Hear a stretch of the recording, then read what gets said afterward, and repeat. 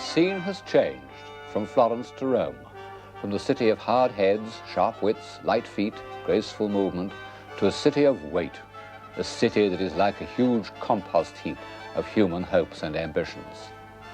A wilderness of imperial splendor, despoiled of its ornament, almost indecipherable. Only one bronze emperor, Marcus Aurelius, who was above ground in the sunshine throughout the centuries.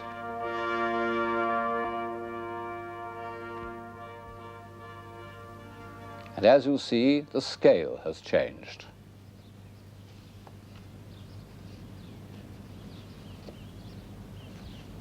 This is part of the courtyard of the Vatican, at the end of which the architect Bramante has built a sun trap known as the Belvedere, from which the Pope could enjoy a view of the ancient city. And it's in the form of a niche. But instead of being designed to hold a life-size statue, as it would have been 50 years earlier, it is enormous. In fact, it has always been known as Il Nicchione, the monster niche. It's the outward and visible sign of a great change that overcame the civilization of the Renaissance in about the year 1500. This is no longer a world of free and active men, but a world of giants and heroes.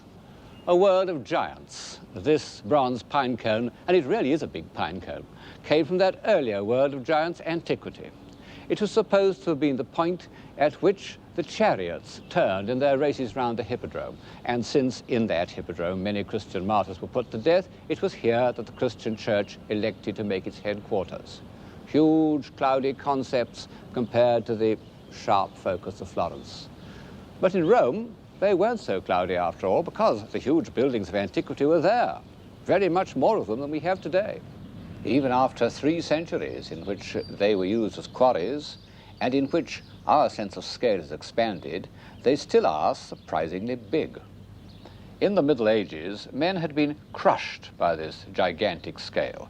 They said that these buildings must have been the work of demons, or at best they treated them simply as natural phenomena, like mountains, and built their huts in them, as who should take advantage of a ravine or sheltering escarpment. Rome was a city of cowherds and stray goats, in which nothing was built except a few fortified towers from which the ancient families carried out their pointless and interminable feuds. Literally interminable, because they're still quarreling today. But by 1500, the Romans had come to realize that these mountainous ruins had been built by men. The lively, intelligent individuals who created the Renaissance, bursting with vitality and confidence, they weren't in a mood to be crushed by antiquity. They meant to absorb it, to equal it, to master it. They were going to produce their own race of giants and heroes. The scene has changed to Rome also for political reasons. After years of exile and adversity, the sovereign pontiff has returned to his seat of temporal power. Temporal power that meant so much to the popes of the 16th century, but of course are completely abandoned today. Now the Pope is solely a religious leader.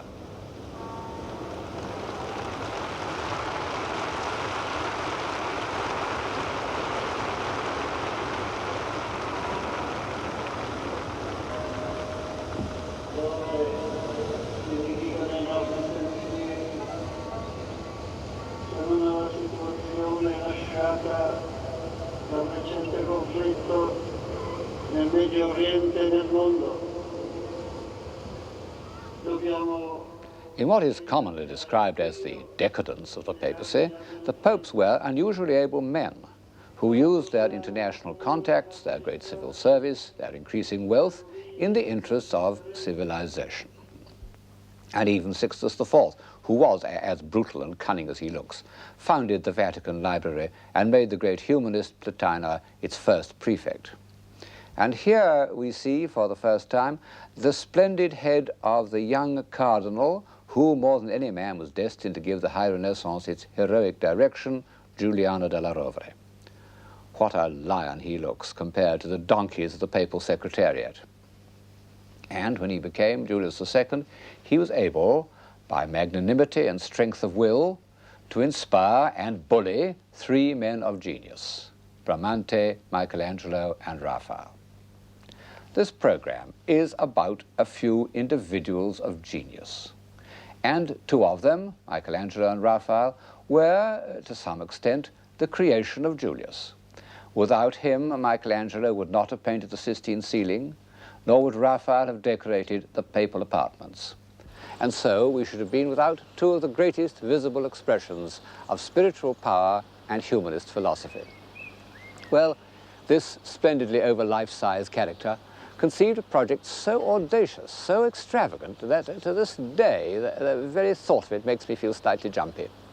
He decided to pull down old St. Peter's. It was one of the largest and most ancient churches in the world, certainly the most venerable, because it stood on the place where St. Peter was supposed to have been martyred. Julius decided to pull it down and put in its place something even larger and more splendid. In his thoughts for the new building, he was influenced by two Renaissance ideals. It must be based on perfect forms, the square and the circle, and it must be on a scale that surpassed even the grandiose ruins of antiquity. And he called on Bramante to provide a plan. He didn't get very far with it. You know, great movements in the arts, like revolutions, don't last for more than about 15 years. After that, the flame dies down. The people prefer a cozier glow. Julius II was Pope for only 10 years. St. Peter's wasn't completed till almost a century after his death. But the first step in this visible alliance between Christianity and antiquity was taken when Julius decided to pull down the old basilica and rebuild it in rivalry with the enormous remains of Roman architecture. In the 15th century, Greco-Roman sculpture had become a shining, almost inaccessible model to the more adventurous artists. And collectors had begun to compete for fine examples. The greatest prize in the papal collection was the Apollo of the Belvedere, an ideal of godlike beauty. But for some time, these discoveries didn't influence their mental picture of antiquity. As they read the ancient authors with passionate attention, they wrote to each other in Latin. But although their minds were full of antique literature, their imaginations remained entirely Gothic. When the average painter set out to depict a scene of ancient history or legend, as in this picture of the Rape of Helen, he did so in the costume of his own time, with dainty, fantastical movements which show not the slightest consciousness of the physical weight and the flowing rhythms of antiquity.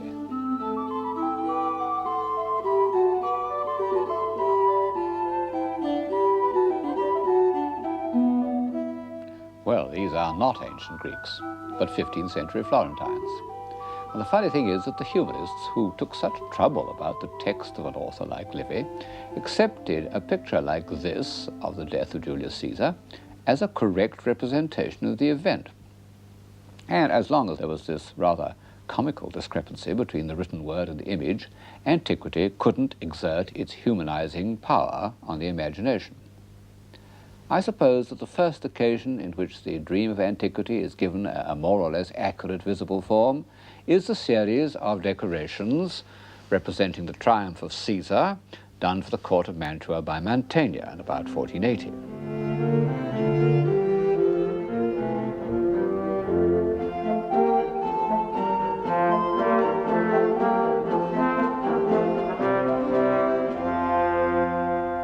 It's a piece of romantic archaeology.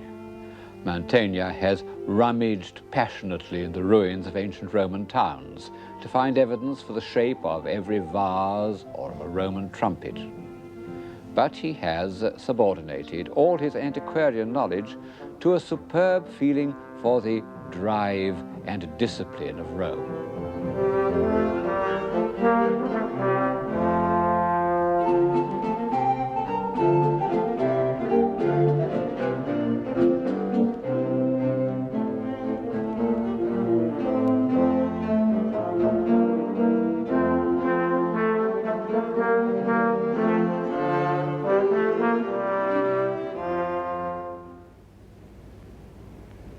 I said that the gigantic and the heroic spirit of the High Renaissance belongs to Rome, and it's true.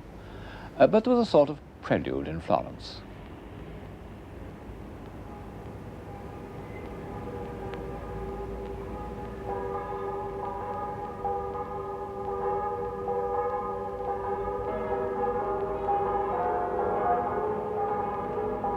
The Medici, who had been the rulers of Florence for the last 60 years, had been kicked out in 1494, and the Florentines had established a republic. They made speeches full of the noble puritanical sentiments which pre-Marxist revolutionaries used to dig up out of Plutarch and Livy, and to symbolize their convictions, they re-erected two statues by Donatello, the Lion of the Republic called the Marzocco, and Judith the Tyrant Slayer, two figures belonging to an earlier period of Florentine liberty. And the city fathers also commissioned various works of art on heroico-patriotic themes, and one of them was a gigantic figure of David, the free, pure-hearted youth who had killed the giant of corruption. And the commission was given to an alarming young man who had just returned from Rome to his native city, Michelangelo. Only 25 years separate this marble hero from the dapper little figure which had been the last word in Medician elegance, the David of Verrocchio, and you see there really has been a turning point in the human spirit. The Verrocchio is light, nimble, smiling, and clothed. The Michelangelo, this is the original, the one you saw on the piazza was a copy. The Michelangelo is vast, defiant, nude. It's rather the same progression that we'll see again in music between Mozart's Figaro and Beethoven's Fidelio.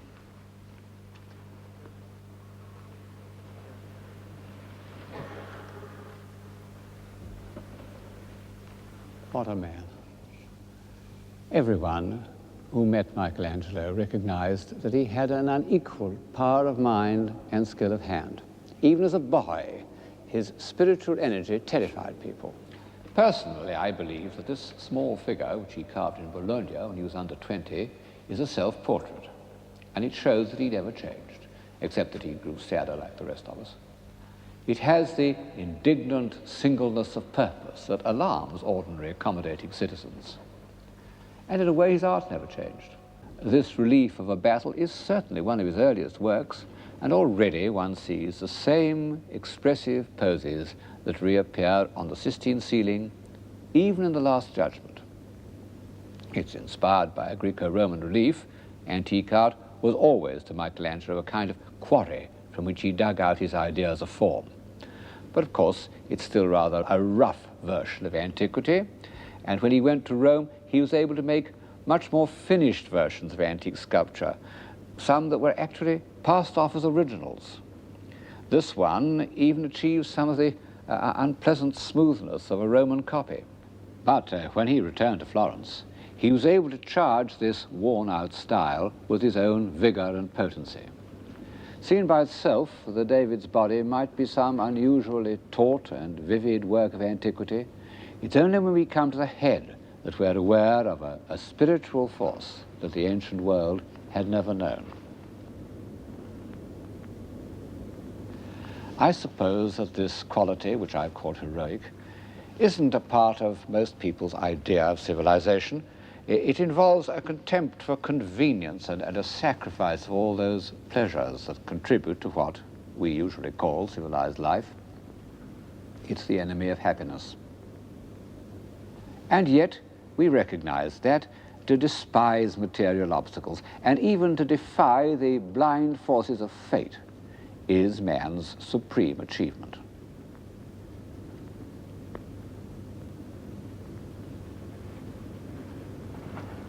And after all, we see that he's expressed this by the body no less than by the head, by this living cage of ribs, by those tense architectural muscles of the pelvis.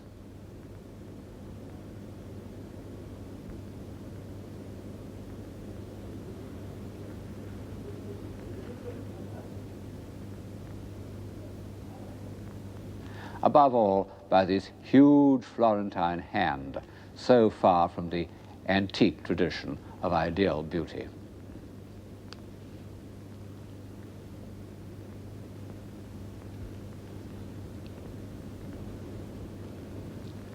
And since, in the end, civilization depends on man extending his powers of mind and spirit to the utmost, we must reckon the appearance of Michelangelo's David as one of the great events in the history of Western man. And this brings us back to Rome and to the terrible Pope. In fact, I'm sitting in the papal garden in the Vatican. Julius II wasn't only ambitious for the Catholic Church, he was ambitious for Julius II. And in his new temple, he planned to erect the most grandiose tomb of any ruler since the time of Hadrian. It was a staggering example of superbia, what we call megalomania. And Michelangelo at that time wasn't without the same characteristic. I needn't go into the question of why the tomb was never built. There was a quarrel. Heroes don't easily tolerate the company of other heroes.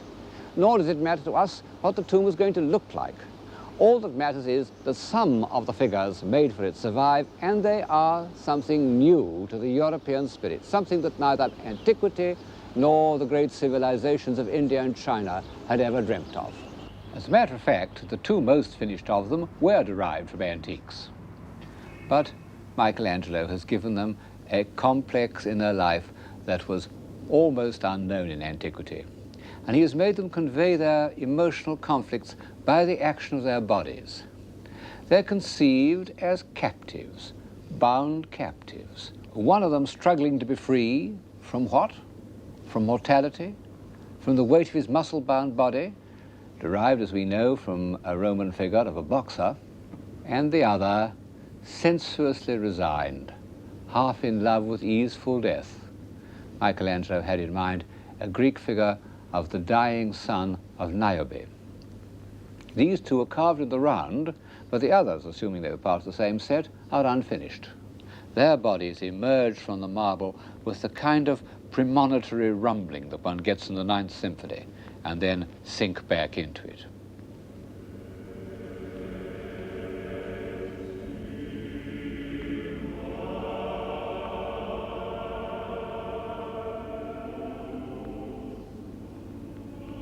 To some extent, the rough marble is like shadow in a Rembrandt, a means of concentrating on the parts that are felt most intensely. But it also seems to imprison the figures. In fact, they're always known as the prisoners, although there's no sign of bonds or shackles.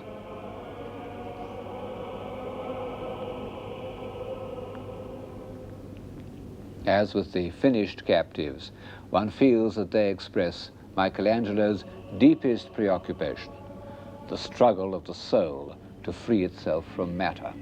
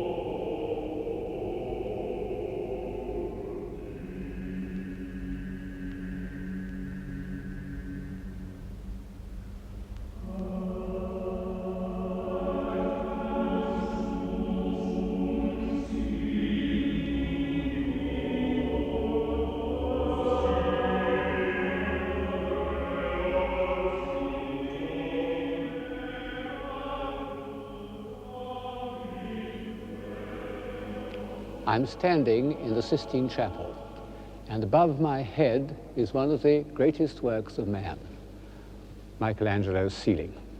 People sometimes wonder why the Italian Renaissance didn't make more of a contribution to philosophy. The answer is that the most profound thought at the time wasn't expressed in language, but in painting, just as in the early 18th century it was expressed through music. And of this truism, the chief example is Michelangelo's ceiling. We owe it to Julius II. Ever since Michelangelo's earliest biography, the Pope has been blamed for diverting his energies from the tomb on which he'd set his heart and putting him to work on the painting of the Sistine ceiling. It was even said to be a plot devised by his enemies. Well, I think it was a stroke of inspiration. The original project of the tomb included almost 40 marble figures, over life size. How could Michelangelo ever have done it? It's true that he carved marble faster than any mason, but even with his heroic energy, the tomb would have taken him 20 years, during which time his mind was changing and developing. And the very fact that in the ceiling he decided to depict scenes, not simply to concentrate on single figures, allowed him a range of experience which would hardly have been possible in the more concentrated medium of sculpture. Look at this woman holding her child in front of her, and these piled up men looking across the flooded landscape. And this wretched woman lying there in misery, abandoned. All these show a human side of Michelangelo, which will scarcely appear again. The ceiling also allowed him to express his thoughts about the divine plan. But were they his thoughts? We know in most philosophical paintings of the Renaissance, the ideas were suggested by poets and theologians. But in one of Michelangelo's letters, he says that the Pope had told him to paint what he liked. So I suppose that the subject of the ceiling was largely his own idea. And perhaps this is one of the reasons why it's so difficult to interpret. It's an extremely complex work. Viewed from the ground, there's an acute physical difficulty in concentrating long enough to relate the scenes and the individual figures to each other. Some scenes are clear, the contrast between the confident, sensual twist of Eve's body before the fall and the huddled, desperate animal after. As for the general scheme, I think at least one thing is certain. The Sistine ceiling passionately asserts the unity of man's body, mind, and spirit. You can admire the ceiling from the point of view of the body, as 19th century critics used to do, who looked first at the so-called athletes, or from the point of view of the mind, as one does when one looks at those great embodiments of intellectual energy, the prophets and sibyls. But when one looks at the sequence of stories from Genesis, I think one feels that Michelangelo was chiefly concerned with the spirit. As narrative, they begin with the creation and end with the drunkenness of Noah. But Michelangelo compels us to read them in reverse order, and indeed they were painted in the reverse order. Over our head as we enter the chapel is the figure of Noah, where the body has taken complete possession.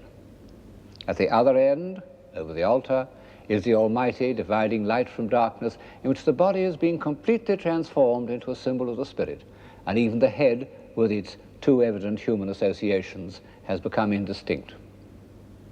In between these scenes comes the central episode, the creation of man.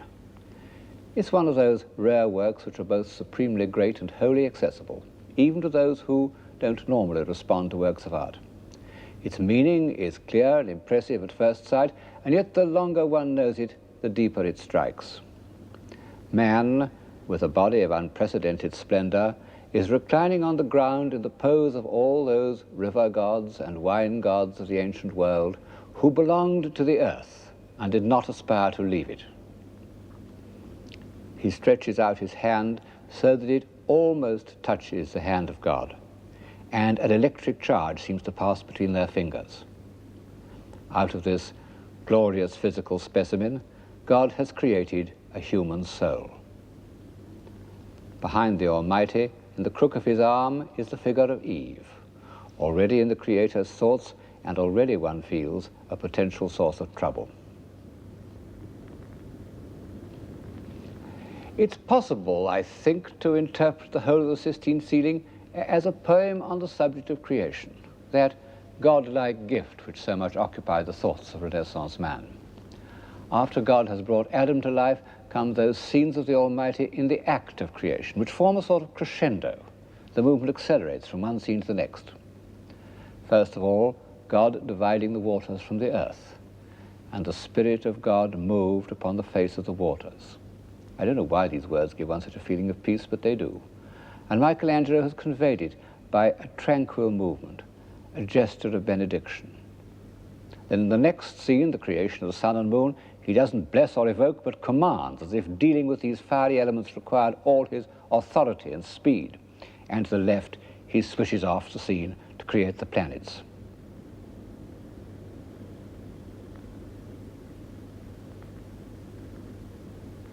Finally, we're back at the separation of light and darkness, of the rare attempts of finite man to set down an image of infinite energy. This seems to me the most convincing. One might even say the most realistic, because photographs of the formation of stellar nuclei show very much the same swirling movement. Michelangelo's power of prophetic insight gives one the feeling that he belongs to every epoch, most of all, perhaps, to the epoch of the great Romantics, of which we are still the almost bankrupt heirs. It's the quality that distinguishes him most sharply from his brilliant rival, the second hero of this program, Raphael. Raphael was above all a man of his age. Even in his early work, still painted in the clear, self-contained style of the 15th century, he's begun to absorb and harmonize all that was being felt or thought by the finest spirits of his time. He is the supreme harmonizer. That's why he's out of favor today. One couldn't write a bestseller about Raphael. I suppose one must allow that, as works of art, Raphael's frescoes aren't all that easy to enjoy. Even in the 18th century, when Raphael stood at the summit of an established Olympus, Sir Joshua Reynolds warned young artists not to be disappointed by their first visit to the stanza, but to go on looking and looking till finally they understood the restrained but perfectly balanced language in which he expresses his ideas. I've tried to follow his advice over the last 40 years, and I promise you, it's been worth the effort. Raphael came from Urbino, where his father was court painter. And it's reasonable to suppose that he was introduced to the papal service by his compatriot, Bramante, who was not only the architect of the new St. Peter's, but seems to have been on relatively intimate terms with Julius II. At the time, Raphael was 27. He'd only once tried his hand at mural painting. He'd shown no evidence at all that he could cope pictorially with great ideas, and yet Julius had the insight to commission this young man to decorate the library and study which was to be the center of the Pope's life, where he was to meditate on theology, decide on action. The decorations must, in some sense, project and harmonize his thoughts. No doubt Raphael had passed much of his boyhood in Urbino in the Paris Library, where paintings of poets and philosophers and theologians were placed above the shelves containing their books. And when he came to decorate what in effect was a branch of the papal library, he determined to carry the same idea further. He would not only portray the figures whose books were on the shelves below, he would relate them to each other and to the whole discipline of which they formed a part. He must have had advice from the learned, cultivated men who made up about a third of the papal curia, but that sublime company wasn't assembled by a committee. It represents human reason. It's always known as the School of Athens, and on the opposite wall is divine reason, known for some reason as the Disputa. On the subsidiary wall, the window wall, is poetic inspiration, Apollo and the Muses, known as the Parnassus. Everything in the groups is thought out. For example, of the two central figures in the School of Athens, Plato, the idealist, is on the left, and he points upwards to divine inspiration. And beyond him, to the left, are the philosophers who appeal to intuition and to the emotions. We recognize Socrates, but many of the others can't be identified. We can be certain only that these noble human beings are passionately engaged in a search for truth.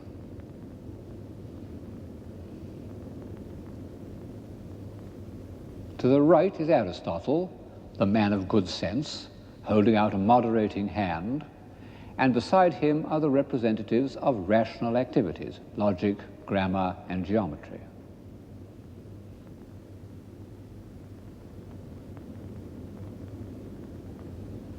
Curiously enough, Raphael has put his own portrait in this group, next to a bearded philosopher who seems to be an ideal portrait of Leonardo da Vinci, perhaps intended to represent Pythagoras. And below them is a group of beautiful young men looking over the shoulder of a bald-headed geometer, Euclid, I suppose. He is certainly a portrait of Bramante, and it's fitting that he should be there because the noble piece of architecture in which these representatives of human reason are assembled must, I think, represent Bramante's dream of the new St. Peter's. Raphael himself was later to become an architect, and a very fine architect. But in 1510, he couldn't possibly have conceived a building like this, one of the most life-enhancing effects of space in art. It may have been designed by Bramante, but Raphael has made it his own. Like all great artists, he was a borrower. But he absorbed his borrowings more than most. One has a vague feeling that these figures are inspired by Hellenistic sculpture. I suppose that's one of the things that makes him distasteful to us. But every figure in this picture is pure Raphael, or every figure but one.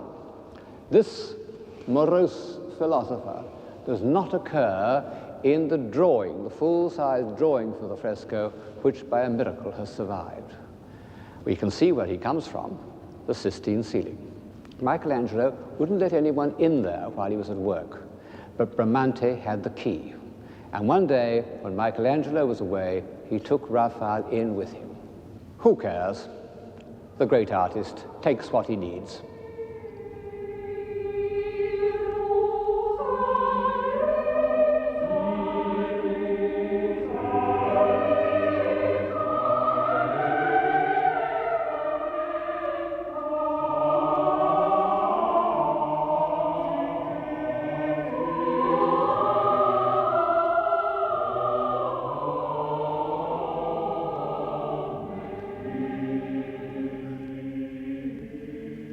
While human reason is rooted to the earth, divine wisdom floats in the sky above the heads of those philosophers, theologians, and church fathers who have tried to interpret it.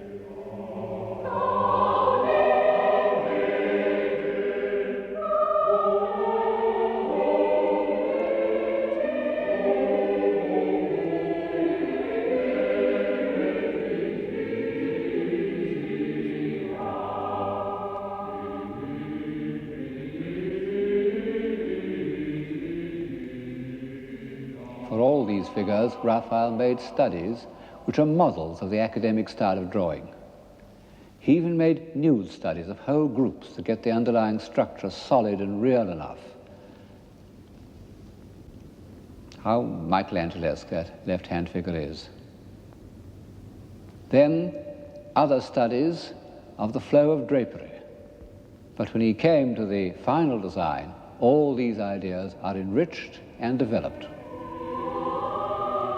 The seekers after revealed truth are arranged with the same regard for their relations with each other and with the philosophic scheme of the whole room that exists in the school of Athens, insofar as civilization consists in grasping imaginatively all that's best in the thought of a time. These walls represent a summit of civilization.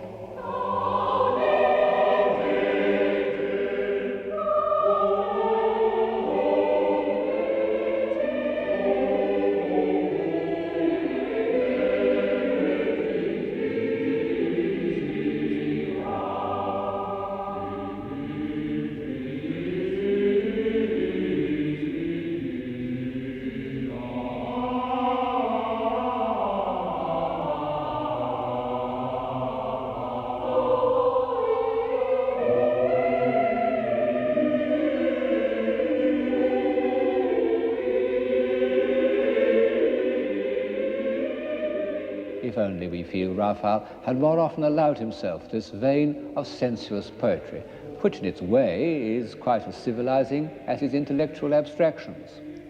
Michelangelo took no interest in the opposite sex. Leonardo thought of women solely as reproductive mechanisms, but Raphael loved the girls as much as any Venetian.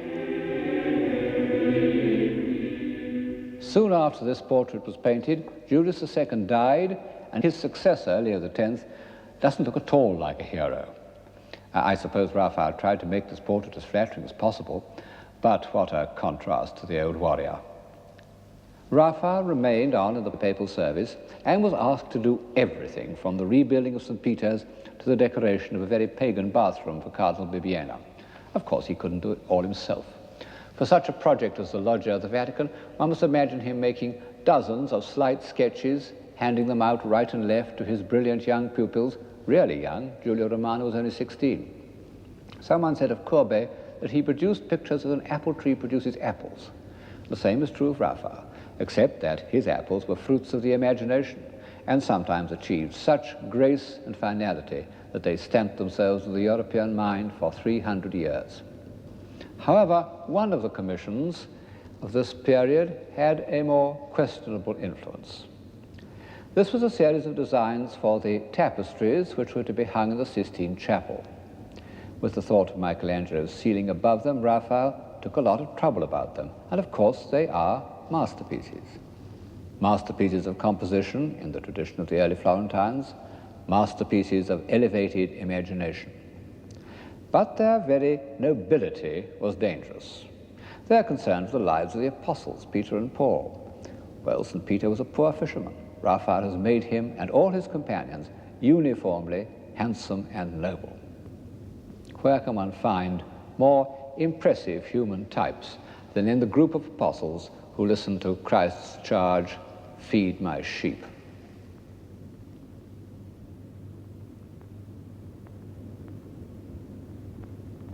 It may be good for us to leave our daily chores and move in high company for a short time, but this convention by which the events in biblical or secular history could be enacted only by magnificent physical specimens, handsome and well-groomed, went on for too long, till the middle of the 19th century, in fact. Only a very few artists, perhaps only Caravaggio and Rembrandt in the first rank, were independent enough to stand against it.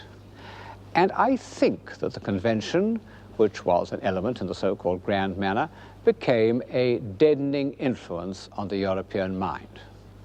It deadened our sense of truth, even our sense of moral responsibility, and led, as we see in modern art, to a hideous reaction. In the autumn of 1513, soon after the death of Julius, there arrived in the Belvedere, almost exactly where I am now, one more giant, Leonardo da Vinci. Historians used to speak of him as a typical Renaissance man, a kind of successor to Alberti. Well, that's a mistake. In fact, he belongs to no epoch. He fits into no category. And the more you know about him, the more utterly mysterious he becomes. Of course, he had certain Renaissance characteristics. He loved beauty and graceful movement. He shared, or even anticipated, the megalomania of the early 16th century. The horse that he modeled as a memorial to Francesco Sforza was 26 feet high. He made schemes for diverting the River Arno that even modern technology couldn't accomplish. And then, of course, he had, to a supreme degree, the gift of his time for recording and condensing whatever took his eye. But all these gifts were dominated by one ruling passion, which was not a Renaissance characteristic: curiosity. He was the most relentlessly curious man in history. Everything he saw made him ask why and how, particularly how. And he's left his answers in thousands of sheets of paper and scores of notebooks. I've got in my hands the facsimile of one of these, manuscript B. It deals with practical problems, mill wheels, toothed wheels, ratchets, architecture, a tower for the Ducal Palace in Milan, the Castello Sforzesco, a church in the style of his friend Bramante. Leonardo was obsessed with the idea of putting a round dome onto a square base, and a stable for the Duke of Milan's famous horses. Very grand stable, the hayloft above, the feeding bars on either side, and a drainage system down the middle.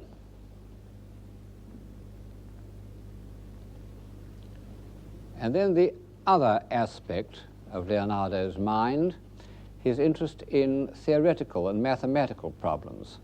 This you see in a manuscript called Manuscript A, where he's studying the light falling, the action of light falling on a sphere, and the interruption of light, forming this continuous modeling.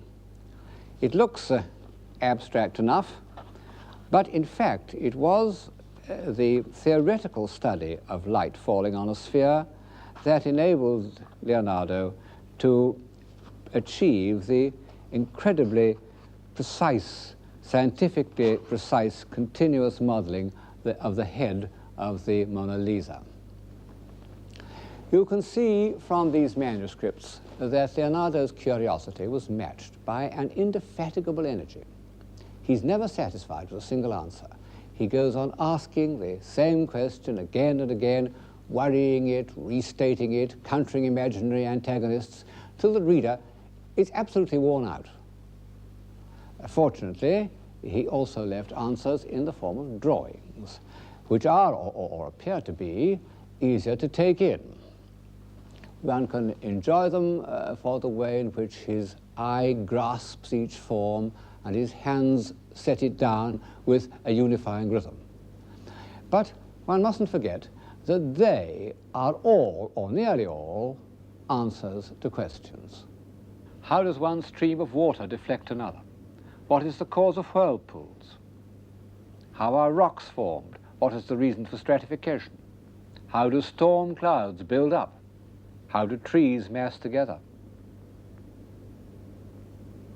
How does a twig support its load of acorns? How do blackberries mass on a branch? Why do the leaves of a Star of Bethlehem resemble the movement of water?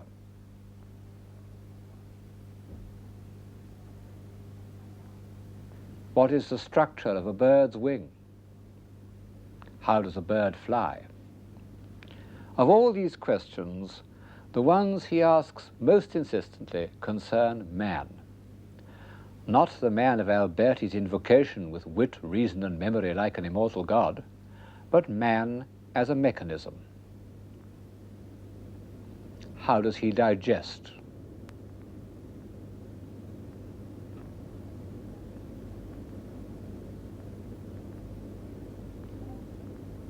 How does the heart pump blood?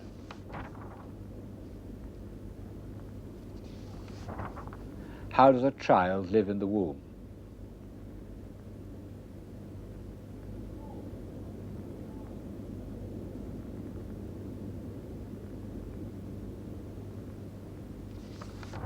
How does he speak? Is it by using his throat muscles or his tongue? And finally, why does he die of old age?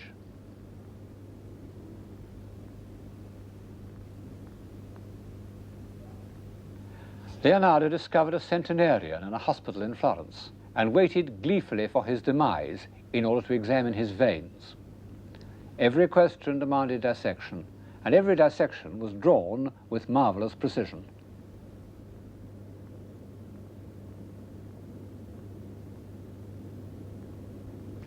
And at the end, what does he find? That man, although remarkable as a mechanism, is not at all like an immortal god.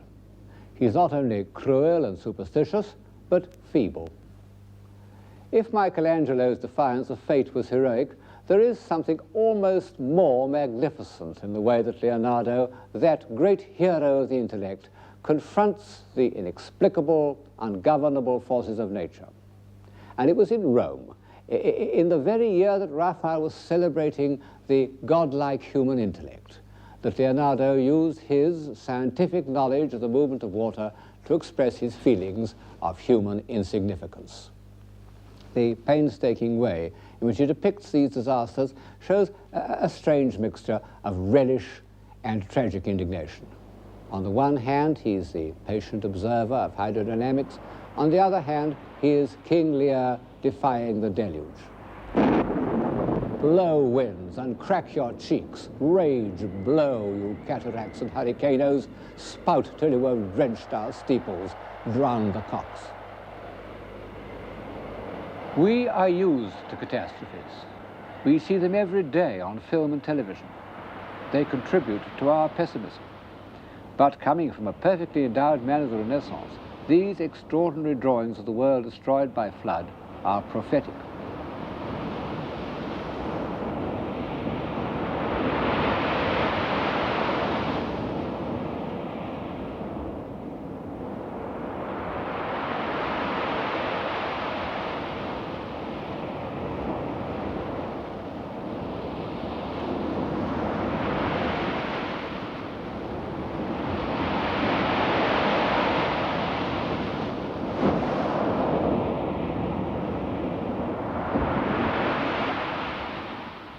The golden moment was almost over. But while it lasted, man achieved a stature that he's hardly ever achieved before or since, because to the humanist virtues of intelligence was added the quality of heroic will. For a few years it seemed that there was nothing which the human mind couldn't master and harmonize.